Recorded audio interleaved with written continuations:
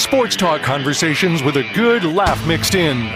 This is the Sports Talk with Thetford and Ashby podcast from Double T 97.3, presented by Cantex Roofing and Construction.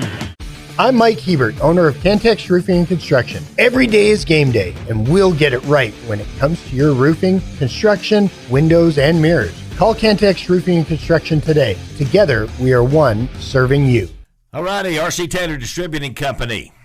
Are we calling Sugar Bush? Okay. You already got him. We're going to do them later. Coach, are you there? I think I am. Okay. He's out in the river.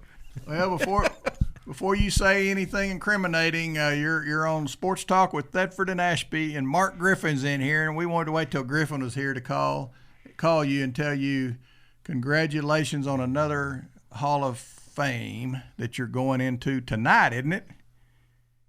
No, it's tomorrow night, but we're having a little golf event right now. So you're in the middle. Well, I know you're not in the middle of golf. You're a golfer. I am. Yeah. I'm going to ride in the car. Yeah. So they're going to have it on Sunday night.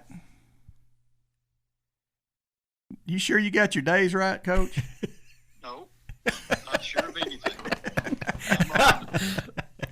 Okay. Wherever I'm told, but I'm riding with a son-in-law and a grandson, and we're headed to see another son-in-law and a son and another grandson, so I don't have to worry about any decision making. You just sit there and they get out and then speak when they tell you to speak. That's right. All right. Well, Griffin's going into the LISD Hall of Fame, and we got him on the show today. And of course, he's got so many honors and all that this is not a big deal to him, but it's a big deal to us to have him in there. So, and I know y'all spend a lot of time together. He deserves to be in there. Well, all the things that guy's done, his family, of course, everybody knows what I think of his dad. So I'm thrilled that people are recognizing Mark. Oh, without a doubt. This is first recognition. Yeah. You got anything to say to Sugar Bush? No, Larry, congratulations. I was over at Lubbock Christian a couple of weeks ago, and they had the groundbreaking for that practice center for the basketball arena. That's going to be a great help, I think, for that school. They're doing a wonderful job out there, really are. Yeah. Everywhere I leave, they start doing really good. Well, we're not going to keep you. We just wanted to I thought it was tonight, and we're going to be more timely, but it's the same weekend as you're going into another Hall of Fame. You're about running out of Hall of Fames. You can go, no, there's Colorado Christian Hall of Fame that's ahead of you. Well, I think they'll probably run me out of here in the Hall of Shames once I think it's headed up on that deal. Is Thetford there? I'm here. He's here. He can hurt a guy's feelings pretty easy. He told me the other day, he said, when are you going to retire and go buy brownies and go to the river with Gus? Sit out in the river and smoke weed with Gus. He remembers things like that. That's what I'll always remember about you, Coach. Now, I tried to get you to be on the show because you were in Lubbock and you were hiding out. I couldn't get you. Well, that's right. I had great grandbabies. I didn't have time to mess with you. I got you. He does slip in and slip out. He does slip in and slip. Coach, that's one of my great stories is Gus eating those brownies. And I said, where's Gus? He's out sitting in the river. He's high. Oh. All right. Well, keep your speech short tomorrow. It'll be short. Okay. Well, we're proud of you. Hey, send me something to say. I can't think of anything. You know me. All right, guys. See you, Coach. Thanks. Congratulations, Mark. Congratulations to you, too, Coach. Congratulations. You bet, Coach. All right. That's fine. Well, with this caller ID, you never know when somebody will answer when they won't. So I was glad he picked up. Yeah. That's one good fella. And let me tell you what, he did mention Rip and Mark and what they done out there. Well, 3 weeks ago, I'm looking, and y'all are breaking that ground, and they're showing what y'all are going to do out there. Tell us what all that's going to be, because it's going to be pretty darn nice, isn't it? Well, it's. I think they've expanded their reach a little bit more than what we had originally visited about, and they're going to have two practice facilities, a new weight room, coaches' offices, maybe even kind of a nutrition center. Maybe I'm not sure, wow. But you think about that. Previous to that, men's and women's and volleyball all had to share that one court. I mean, how in the world? And I was talking with President McDowell after the ceremony, and he was saying that it was a real problem scheduling the kids around. You actually had to schedule their classes around when the court was available for the particular team to practice. So this is going to, I think, give them another tool in their belt to just continue to build that program. Two programs which are already fantastic are going to probably be getting better. You know, all three of us grew up here in Lubbock, and we all went out to LCC back in the day. When you stop now and look at that university, it blows you away what it is amazing what Lubbock Christian has done. Yeah, it's on all fronts, frankly. Academically, everything. And a faith-based institution today is different than it used to be, and it has to be able to get the enrollment that you have to have. But they've been able, they've been blessed, I think, by folks who care deeply about what their mission is out there. And I can tell you that their placement in professional schools, nursing, law, med school, dental school, it's off the charts. The percentage of kids that apply from Lubbock Christian that are accepted, it's a high percentage. So they literally are doing the Lord's work out there, I believe, and just fantastic. But again, athletics is many times the front door to an institution, a higher ed institution, and they don't have to take a back seat. And this is going to, I think, this new facility is going to enhance their image and give Steve and Todd, another tool in their belt to really build programs the way they want. And those guys have bought into that out there because they've had opportunities to leave and go to bigger schools and different cities and all that, and they understand what Lubbock Christian means, and that's I don't think they're going anywhere. It's a special place. There's not any doubt about it. Now, Andrew Sorrells is out there now. Yes. And he's got a real vision for what he wants. He seems so young. Yes, he but does. He's experienced. I mean, I think he's got, he comes from good stock. And I think that's become a fundraising job, like it is here at Tech. Yeah. And Andrew's equipped, I think, to be able to do that. If he, I'm sure he's getting plenty of advice from his granddad on a regular basis. And let's just remind people that Kent Hance is his granddad. For those that don't, I hope Andrew has caller ID. Yeah. I think he's got that number memorized. Yeah.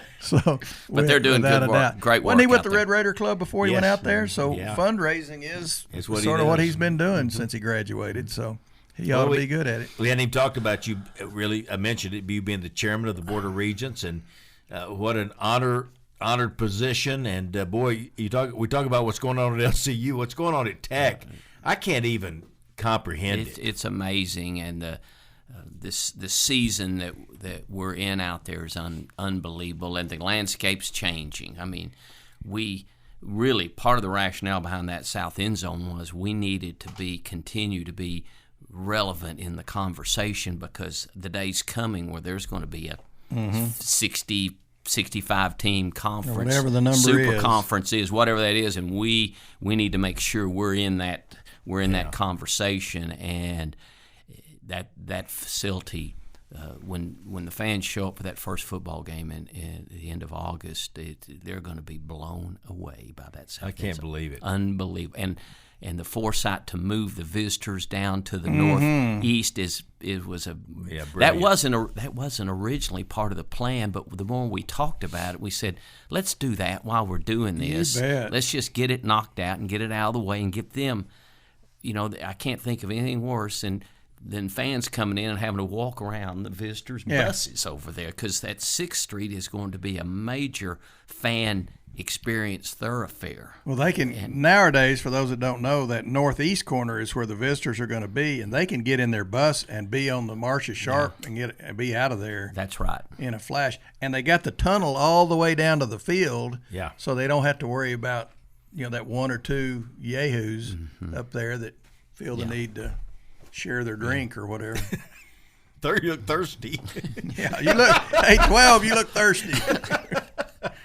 So it's pretty exciting. And then we've got the NIL, the House lawsuit, that settlement coming down the pike. And whoa. Let's talk about that, Mark, because it makes no sense to me at all. Now, lots of things don't make sense to me, but this one, these kids played there 10 years ago, and we're going to go back and compensate them for playing. Well, crap, they knew what they were getting when they went out there. It makes no sense. They got their whatever they got. Yeah. Even if it was just books. You said, I'll come play for you for books. We paid them. Gave them their books. So to go back and not going to bankrupt a program, but you're going to darn sure put some programs in a pickle. Yeah, I think it's going to be. And, it's a voluntary, you're not obligated to do this. And President Skuvenek has indicated, I won't mention the names, but there's 2 or 3 schools. They may be changing their mind, but there were 2 or 3 schools in the Big 12 conference that said we cannot afford to do this. Yeah. We are not going to. We don't have the $20 million extra. I don't think I would word it that way. I would say we feel this is wrong for these reasons. We got plenty of money. We could do it if we wanted to. We just find it wrong that we should. And it may be a principled approach, and I understand it can't be but a pittance. I mean, what could it be? 10,000 a kid or something? Well, you start looking at. If you look at the revenues, it's based upon they took the top 69 teams, and on the average, the athletic revenue was $100 million, and they settled it at 22%. So that's $22 million that you're going to start paying out. Okay, Ohio State, that's one thing, but Ball State, I know, that's a whole other deal. Why should they be? You went to Ball State. You shouldn't have got much more. Well, and there's also there's a hierarchy in how the Power Four, I guess now it's not the Power Five anymore. No. The Power Four have a higher percentage than the what is the five there's a scale down to the smaller schools. So they don't have to do $22 million. No. Okay. All right, there's a scale down, and also what the NCAA is going to cover a portion of this themselves. 40% they're going to cover, and then 60% is just going to be deducted or not paid out to the schools. It's going to this settlement. So we've got to be kind of more creative.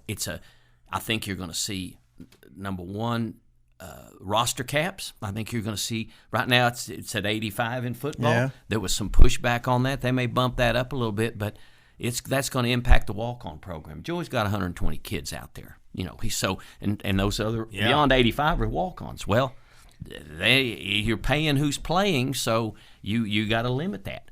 Conversely, on the baseball side, there's 11.7 scholarships.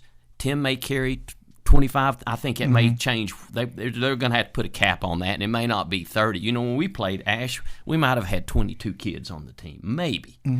Today, he carries 30, 32. Well, okay, if you want to, let's just call it 30 scholarships. If you want to expand out, you can do that, and you actually get credit back against that $20 million for that additional 19 scholarships that you're giving for baseball. Okay? You get credit back for that. But here's the issue. But you can't give 19 additional scholarships. Well, you could go raise the money. Yes, you could. Through the NIL. No. Because you can. So they're not going to limit the number of scholarships. No, they're going to say this is the size of your roster is what they're going to. They're not going to do it on scholarships. If you want to give them all full rides, you can. That's right. Yeah, wow. That's changed. But here's the other edge, the other side of the coin. With Title IX, you got to give 19 scholarships for the women. Softball. I've said this for 20 years. So it's tough until we get that squared away. Football lays the golden eggs. Period. Yeah, Football lays the golden eggs. Take football out of the equation and put everybody else over here, men, women, and make this even over here. But you can't even the women up with football. You cannot. For one thing, they're not bringing in hardly any revenue. And I know the government will say, well, they're women and they're equal, but no, nothing's equal to football. Is that what the government will say? Well, just look at it. That's the way that the government talks. They go, well, that does kind of sound familiar. Just like them. So bottom line is take football out of the equation, let it pay for all this other, and let it be 50-50 over here. but you can't be 50 with the women with football. You can't. Because it's just too big a discrepancy. And ask Kirby about this when he's on. Again, I need to be careful that I don't speak out of school or out of turn here. But I think the first revenue model that we've seen is exactly that. You're taking, let's just say for purposes of argument, 75% of that of the athletic budget is football. Okay. Yeah. Then there's men's basketball. Interestingly enough, then at Tech there's men's baseball and then ladies basketball. Believe it or not. So those are the four main. No, nobody else generates material revenue like those four. Yeah. So you just take the pro rata percentage of that on your revenues of that $20 million, and you share it that way. Title IX was conceived on equal opportunity, not on compensation. That's okay? exactly right. It was never ever yeah. intended. Now, you're going to have some federal legislation to because if you don't have Title IX protection, this deal blows up, and it becomes unaffordable. If you've got to have equal compensation, you're not. It isn't going to work. Right. And I think the government probably recognized that. And I'm not trying to be mean-spirited, but the reality is with the female sports, they do not generate any revenue to speak of. Does women's basketball pay for itself? No. Does men's baseball pay for itself? No. Okay. Once we Men's get basketball, Aaliyah, it'll start paying. Maybe. Well, she'll get paid. That's for sure. Right? men's basketball That does pay for itself. Yes, it does. Yeah. Football is the thing, guys, It and we is. know that. Separate it out. Divide up There's together. actually some revenue. There's some profit in men's basketball. Sports talk conversations with a good laugh mixed in. This is the Sports Talk with Thetford and Ashby podcast from Double T 97.3, presented by Cantex Roofing and Construction. Mark mentioned the Cash family in the locker rooms and the team facility out there. They got their name on that, and those are the kind of people, y'all. And we've had so many at Tech that have stepped up big time and helped out. The Griffin family would be another one that with Griffin Park now, and so many great things, so many great people through the years helping Texas Tech. Still going on. Hey, J&W Services and Lenco Distributors in Midland, Texas. This is Brent Beck and Scott Blakely. And they are Red Raiders, and they love Texas Tech, but they are huge down in the Permian Basin. Anything to do with the oil and gas business, you need to call them and say, hey, can y'all help us? Because they can. They got parts. They can make parts. They got a factory down there. They can make parts that you need. And just a wonderful company, J&W Services, Lenco Distributors. And the other one that's kind of big it's right here in Lubbock.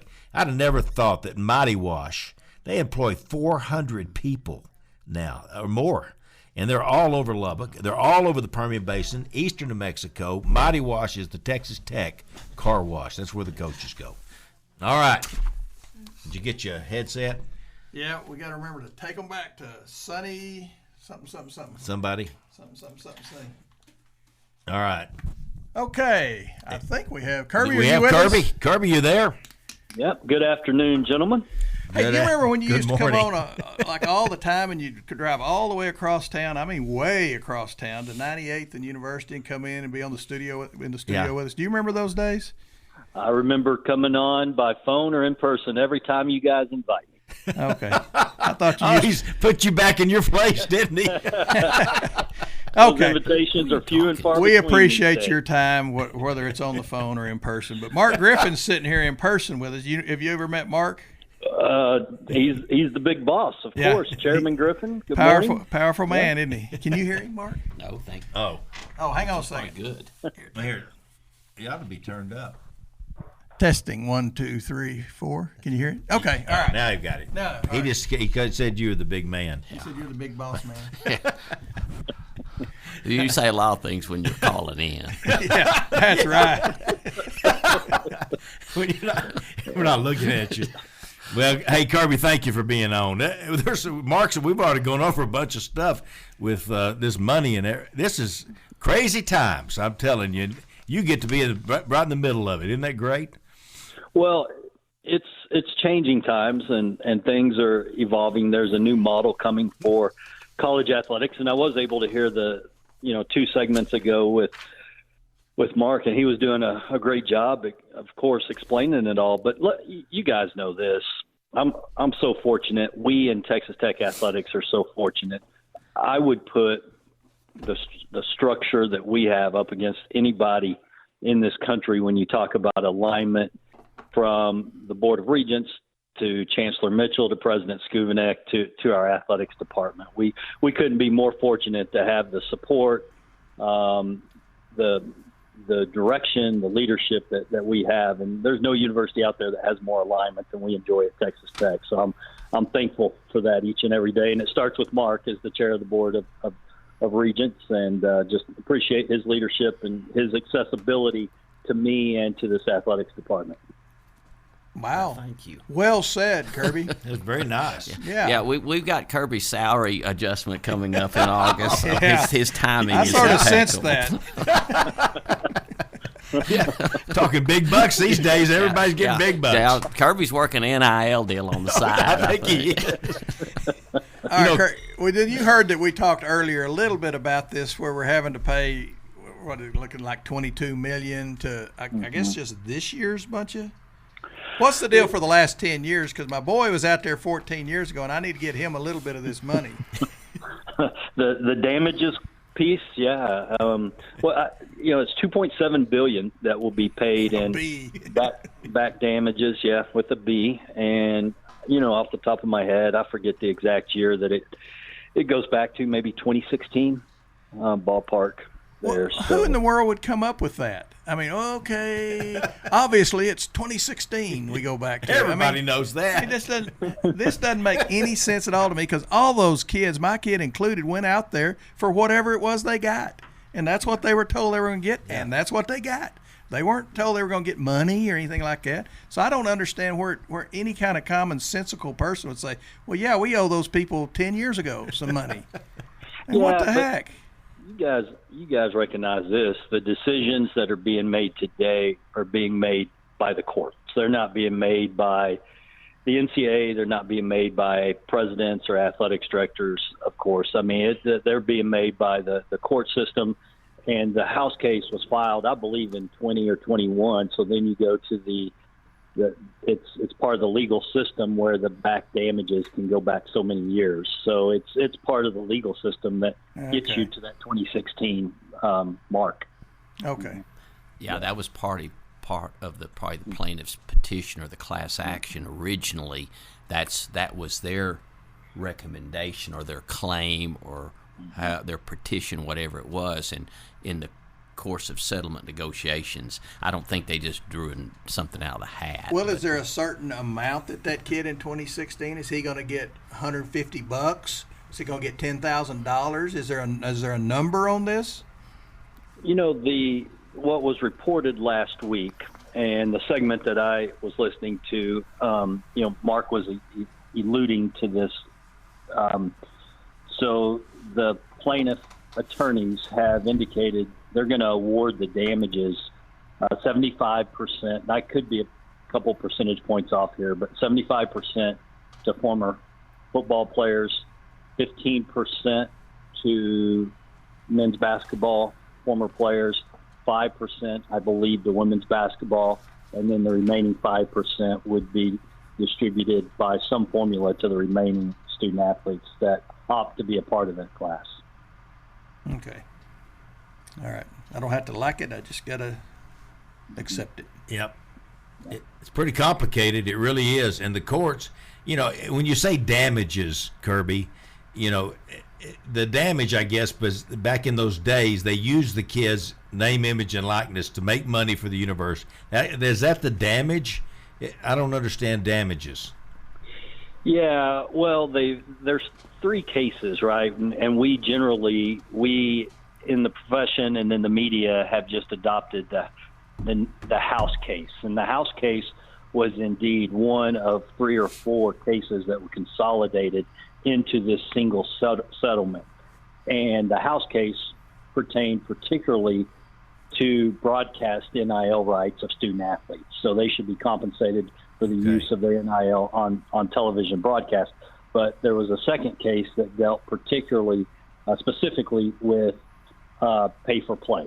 And then a third case also dealt with the Alston case, saying that the Alston dollars, which is the academic achievement allowance that we pay to our student athletes now, should also go back to this 2016 class. So there were 3 or 4 cases that were consolidated into this one, but House in particular is the broadcast NIL rights that those athletes, I guess, should have been, compensated for.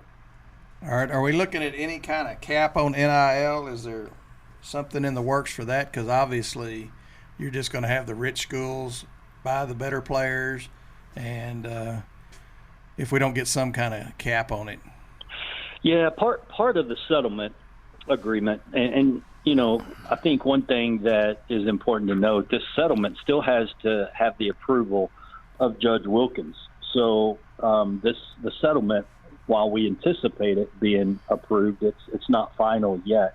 But the settlement does prohibit boosters from compensating directly for NIL unless there is a true commercial value to what the student athlete is doing, and then that it is also for market value. So the question is, how do you determine market value? How do you enforce this? So collectives, as we know them today, should be prohibited under this settlement. But true NIL is still obviously going to be a permissible activity for student athletes to engage in.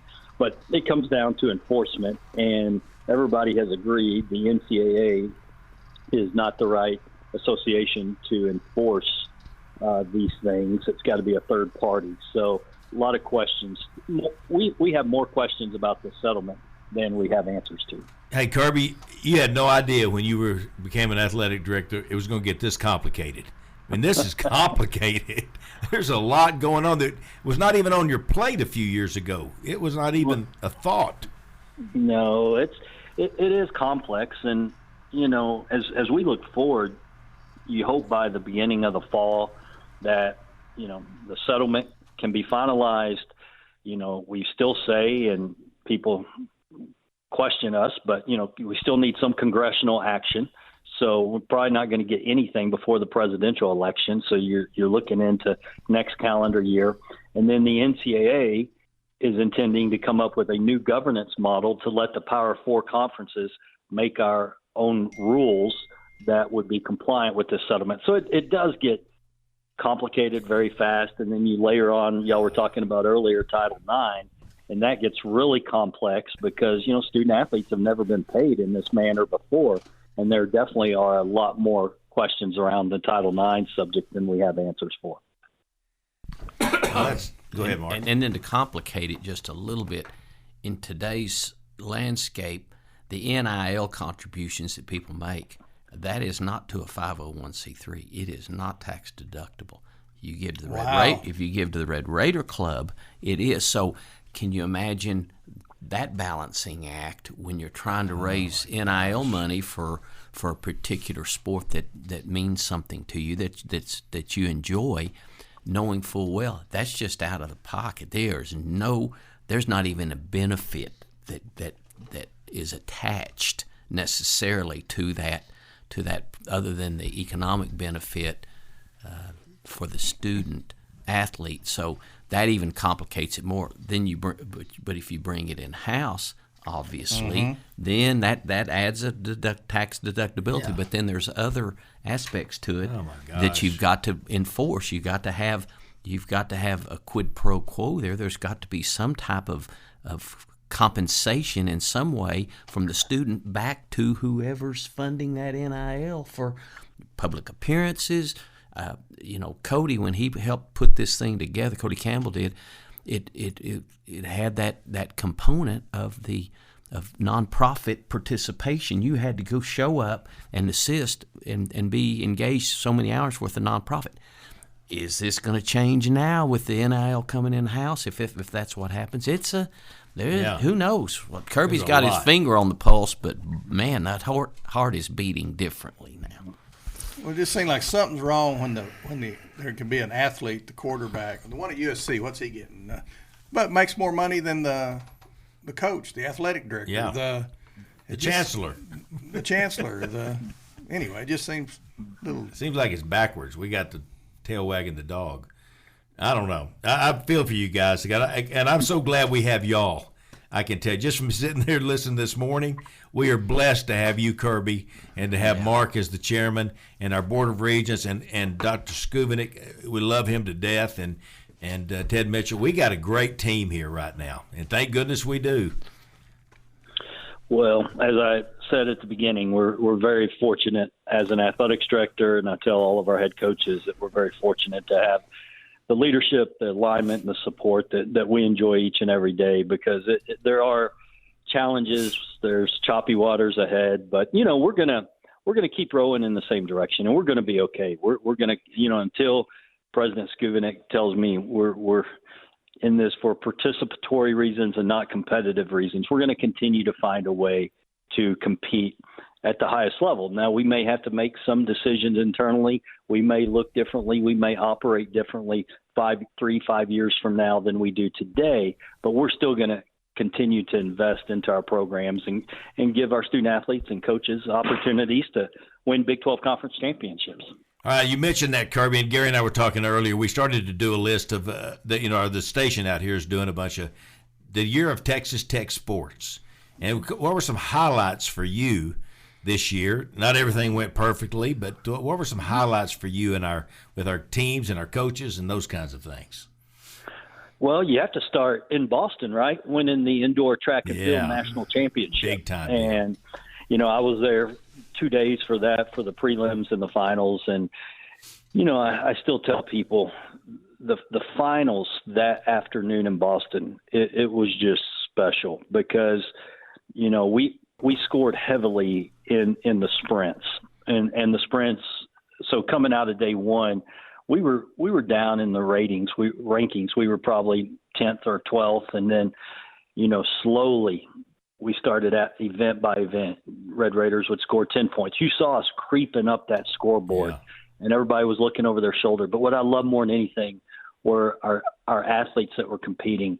They were thriving in that environment. They wanted that stage. That stage was not too big for them. Yeah. And that was a special afternoon to be there and celebrate with Coach Kitley the raising of his second national championship trophy, and so many great personal achievements by those young men. That was definitely a highlight. And then soccer season, right? They went undefeated during the regular season and advanced to the Sweet 16. So that was a lot of fun. And football was a lot of fun. It got off to a start that we didn't anticipate, but the way that Coach McGuire kept that team together, that team kept believing in themselves and to get to a bowl game and win a bowl game. And Coach McCaslin's season was exciting as well. So lots of great memories from this year. Can you stay on another segment, Kirby, or do you need to go? No, I can stay with you. You bet. All right. Well, I'll ask you the same question I asked Mark. Do you want to stay another segment? I always look forward to talking to you guys. Well, we appreciate that. I don't ask that question. You're afraid of the answer. I'm afraid of the answer. No, you're always great to be with us, and we appreciate you. You do without a doubt. Super job. And we appreciate Griff hanging with us, too. You bet. He's just kind of... I think he's sticking around maybe for a free lunch. Well, it's either this or go home and pull weed, so I think I'd rather do this. That's how we That's rank. close. All right, we'll be right back. It's a photo finish. Sports talk conversations with a good laugh mixed in. This is the Sports Talk with Thetford and Ashby podcast from Double T 97.3, presented by Cantex Roofing and Construction. All righty. Well, we're doing our spots here, but we got Kirby on. But this is a company that Mark and Kirby can both be all for, and that's Lubbock Truck Sales. How many years, Kirby, has Lubbock Truck Sales helping Texas Tech football and the going band from Raider? This amazing group of, the Kinsey family, just amazing. Yeah, for over 13 years, ever since I've been at Texas Tech, they've taken care of us. And, I was talking to Cody the other day about the new design since we're going to Adidas and, also the Patrick Mahomes brand. I saw the new designs for the football equipment trailer a week or so ago, and it looks sharp. When we travel in first class accommodations, and And Lubbock Cody truck Timsey sales. makes sure of that. Yep. Hey, by the way, Under Armour called, and they want their 2018 Athletic Director of the Year award back. I guess you're going for the Adidas Athletic Director of the Year now. Yeah. I told them you didn't know where it was. So, anyway, I'm excited about Adidas, I guess. I don't know. It's going to be good, I think. We're going to have, if you got everything all switched over, and this is a major, it's as if we didn't have enough to do. Hey, let's switch our company. No, it's going to be great. July 1 is the official date, and we've got some exciting things planned for the announcement. There's some great announcements that will be coming up, and our athletes are really excited about it. Our coaches are, and then I think I think our fans and community. It's going to take some while to get all the merchandise in the stores. It won't happen exactly on July 1, but come August, I think our fans will really enjoy and like the product they see in Cardinals and all the Red Raider Outfitters, all the stores that support us, the Matador, et cetera. Yeah, that's good. We're looking forward to it, and I liked Under Armour, but I like Adidas too. Yeah. They've been around. I like whoever likes us. That's who I like. Yeah. And I think, and Kirby knows this, but Patrick Mahomes was instrumental. That is big time. And then you have Ludwig, wearing the Adidas stuff and showcasing, and I love it. Does he have double T on his golf bag? He does. At the tournaments? At the U.S. Open, Texas Tech on his bag. Well, I didn't know if somebody just sort of superimposed that on there and sent it out, or it's actually on there, because I didn't know you could do that. You never know these days. And I love that the earned media, when you've got those guys, the golf commentator, Jim Nantz or whatever, saying, yeah, from Texas Tech. I love it, too. He's a Houston guy. He's a great representative for us. We got some Kirby, we have some brand guys, I'm telling you, and we're putting three of these guys into the Ring of Honor. And what a class this is. And I know you're excited about that. Let's talk about the decision to do three, because I think that took a lot of people by surprise, because it had been, the original deal was three, and then they had one, and then maybe two. But three's a pretty good sized class. And it's sort of, does it sort of mean that that's going to be a little bit bigger than a little more on there than a lot of us would have probably originally thought? Yeah. Well, I don't know. So we have a Texas Tech Football Ring of Honor committee, and we get together every spring, and regardless if we induct anyone or not, just to look at the list and make decisions on, is there anybody deserving of induction? And of course there is. Yeah. But this committee takes that responsibility very seriously. They will make recommendations to me, and then it takes unanimous vote to receive that honor. So, when you look back at the accolades and accomplishments of Thomas Howard, Andre Tillman, and of course Wes Welker, there's you cannot debate that these three gentlemen do not belong up there as some of the best ever to play football at Texas Tech. So, we haven't put individuals up annually, but the committee, it's the committee's purview on what they would like to do. Yeah, that's what struck me as unusual. There's a few years in a row where there's 0, and then there's 3, because those 3 were available those years we did 0. So it just struck me as a little unusual that we had that big a class. Now, they're wonderful people, and they're great Red Raiders, and they belong up there. But it just struck me as weird that it was all of a sudden as a class of 3. Yeah. Of course, I overanalyze stuff, so. It's my strength. Yeah, I'm a thinking man. If I'm frozen because I'm analyzing, I don't accomplish nothing. I just analyze. I'm just thinking. Well, I think that, of course, Andre Tillman goes back to when we were kids. Yeah. I mean, we were at Tech, and he was tremendous. Thomas Howard, local guy that just amazing career that he had at Texas Tech. And Wes Welker does not even get a scholarship offer, and he's coming to Tech, and he's in the Ring of Honor now. And it gets us to talk about Tommy McVeigh, too, and that's all we get to talk about Tommy. Always Tommy's good. One of the big reasons Wes came here. Yeah, and that was a good reason to come. But we're blessed, and I know you can't wait for the South End Zone project to be Now, you're not going to have your office looking over the football field anymore, are you, Kirby? No, I'm not. A few years ago, we moved the administrative offices, which mine was one of, that was in the south end zone, and we relocated all of those offices to the east side of Jones AT&T Stadium so it could make way for this south end zone project. So, the administration offices will stay in the east side, and the football coaches will have offices that overlook the field there in the south end zone. I don't know. I always loved it when I'd go see Coach Myers or you or to Larry to go into there, see the field out there. To me, that's just me, Kirby.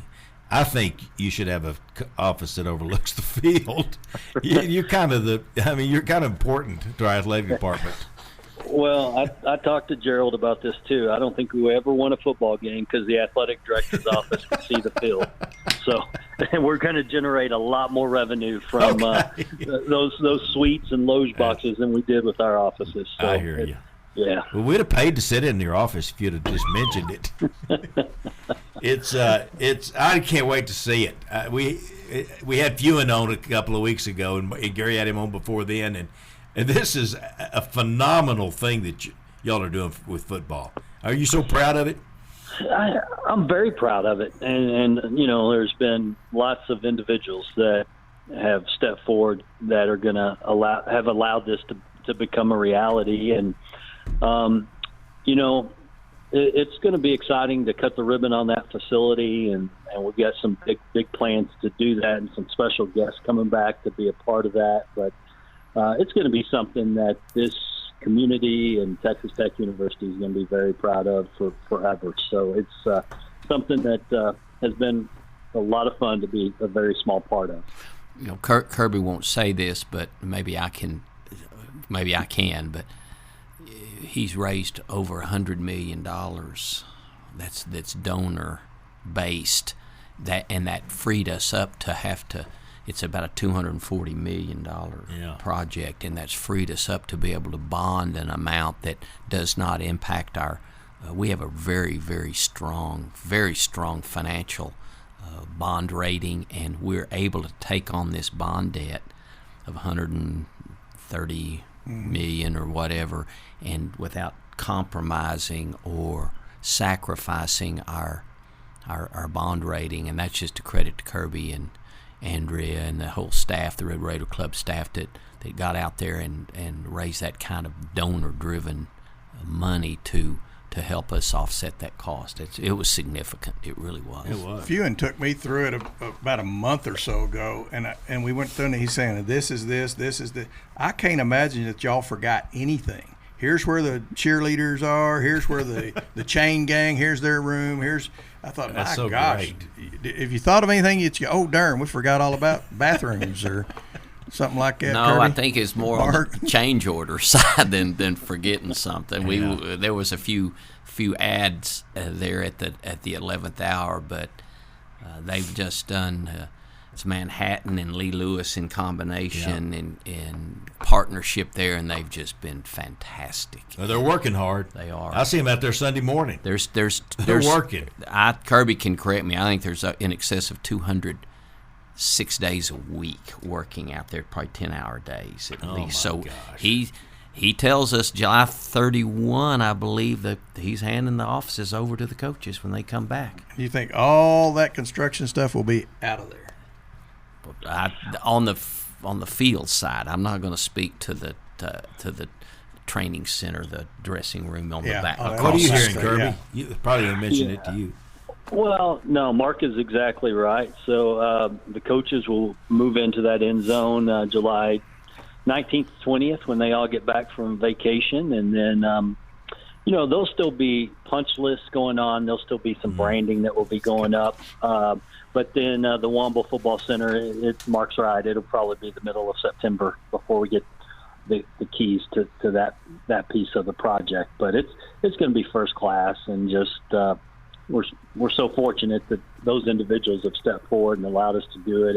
It started with Regent Womble, and then just a few weeks later, Regent Campbell stepped forward, and then you circle back to what I said earlier, just the alignment and support and generosity that we receive from the Board of Regents, and their leadership. And obviously, Mark has been extremely generous to Texas Tech Athletics, Tim Culp, all of them have. And it just, it's a special time to be a Red Raider. There's significant change ahead of us, but I'm still pretty bullish that we've got a great, great future ahead of us. There's that whole story about the guys doing the football renovation, and they say, well, they went to the contractor and said, well, is it going to be ready for the first game? And the contractor said, was it a day game or a night game? It's that close. It's that close. We're not going to be that close, I don't think. All right, got a texter here that says, one more Kirby question. Can I suggest we add a service academy to our football schedule? Army, Navy, Air Force. Don't think it matters. I believe the people in Lubbock would embrace this choice 100%. Yeah, I like that idea a lot. Yeah, that would be terrific, and yeah, we'll put that out in front of us and see. I think everyone would enjoy that. Yeah, we're a patriotic place around here, I'll tell you, and we would love it. I appreciate Giovanetti. He tries to schedule a flyover every game. We'd have a good one for that because I love it. And here's the other one that Scott Kelm texted in. He said Ludwig donates the money Tech pays him to have the double T on his bag back to the men's golf team. Now, see, there you go. That's the kind of guys we have at Texas Tech. Yeah, absolutely. Ludwig wanted to do everything on a handshake, and we needed to formalize it a little bit, but he was willing to carry that on his bag based on a handshake. So he is a great Red Raider, and I know all of us enjoy watching him every week and following Ludwig. No, without a doubt. He teed off at 10:30 this morning. That's how much I watch him. I know exactly when he tees off. All right, what did you call him when he was here? Did you call him Aberg like the rest of us? Or did you call him O'Bear like O'Bear? What'd you call him when he was here for those years? Ludwig Aberg, just like everyone else. Isn't that amazing? Good old country folk. I don't think Ludwig knows how to say it either. It doesn't. That's a pretty good old boy to just let you call him by the wrong name. Just we had him on the show. It. We had him on the show. He zoomed in on the show back when he was still at Tech, but he was the nicest guy, and we called him no telling what. He never even corrected us. No. But we got some good. We're so blessed here, Kirby. We really are, and here's Pat Murchison wants to know any chance we're going back to the border conference league. Merch, no, absolutely not. So, no. Good answer, Kirby. Yeah. Hey, we talked about Dr. Skuvenik earlier, and I think everybody knows that he's had a hiccup. Yeah. Have you talked to him recently, Mark? I have. It was a miracle to some degree. I don't want to overstate it or over dramatize it, but the response from the time that they got him off campus to the hospital was a very, very efficient and allowed the procedures to be done that were necessary. And I went and saw him the next morning, and I think he realized that was a challenging situation and that he had come out of it and basically unscathed to a large degree, neurologically speaking, and otherwise it was something else. And he was at his office? He was at his office and in a meeting with the provost, and some signs, indicators showed up, and they got him out of there, and great care at Covenant was fabulous, and the next day you would not even have known anything happened. In fact, he was a little more energetic than I've seen him in a while, and I don't know if that's glad to be alive. If they'd slipped something in his IV or just his realization of dodging a bullet. But every indication that I've received and all reports that I have, in addition to visit with him, indicate that he's just hitting on all cylinders. Hey, Kirby, there can be no better. There's no athletic director in the country that has anywhere close to the kind of president like you've got with Lawrence Skuvenik. That guy is amazing. Oh, he's the best. So respected by everyone. He has such love and passion for Texas Tech athletics, and he and Patty never never miss anything. So I he's a great boss. I consider him a great friend, and just so blessed to work for him every day. Kirby, we got 1 minute left. I think you can hear that music. We're not going to try and beg you to stay on any longer because we appreciate you staying on we got as long pride. as you did.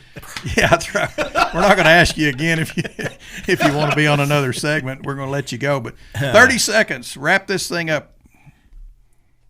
Wrap it up. Well, it's going to be an exciting fall ahead, and get out there and support Joey McGuire. These Red Raiders, they're working hard. They're having a great summer.